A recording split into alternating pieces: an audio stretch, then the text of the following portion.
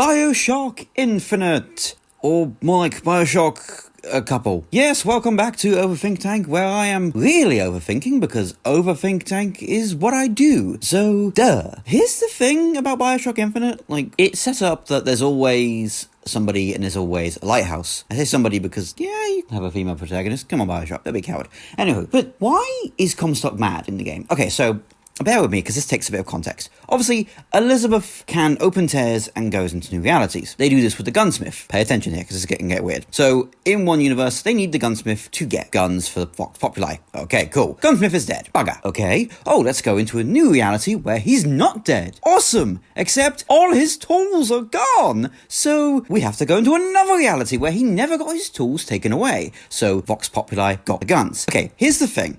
In this universe, where we then spend quite a bit of time, in fact, we're here, I think, for the rest of the game, really. Vox Populi have raised up, done things, shot stuff. But we're in this reality, and we get recordings of this universe's Booker. He didn't get to the tower. He didn't get there. He was going to have the Vox Populi help him storm Comstock House and go get Elizabeth. He didn't make it. He's dead. He is dead, and Elizabeth is in the tower. Still. So he's not been successful. We get his dying words his dying words of honor, but he failed. He couldn't clear his debt. Okay, and it's established by Daisy Fitzroy that Booker is dead and everyone knows him as dead. Comstock doesn't treat it as that. The Comstock of this universe. Comstock in this universe treats it like just a continuation of the first universe we were in. Because remember, we're not altering the world we were in. We're going to a different one. So the first world this Booker originally came to is just sort of sat there in nothingness. Yeah, we as the player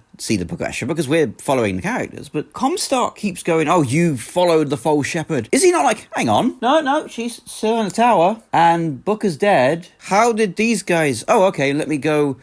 He's still got an Elizabeth. I guess he could be like, oh, I know you're another Elizabeth from a different world, and this is another Booker. But does he not want to go, okay, cool, I gotta go get my Elizabeth and bugger off? This is the slight problem with Infinite. It's in the context of the world itself, we just sort of pop into different ones. We don't resolve that world's issues. We just go to a world where that's kind of already done. At least for a big segment of the game, that was the thing. And then we get some ghosty stuff happening, that's the thing that gets me, and it's not something that's ever commented on, that Elizabeth in the rest of the game, there's two of them in that world. There's the one that followed us, and there's the one that's still in the tower, unless that tower in this universe is also destroyed. But then who got her from that one? Is Songbird not confused because his charge is still in the tower? Because remember, we're in that world where Booker failed. Booker didn't go get Elizabeth. He died. He dead. We don't come across his body, but we come across his recordings, and he is super dead. So this is Infinite's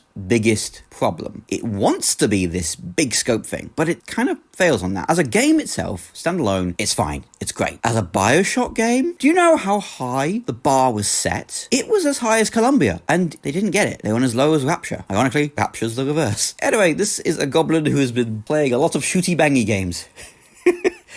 Take care all.